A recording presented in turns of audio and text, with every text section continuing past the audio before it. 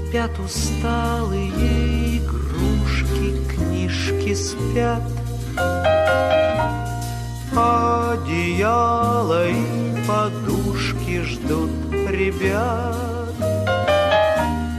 Даже сказка спать ложится, чтобы ночью нам присниться. Ты ей пожелай, баю-баю.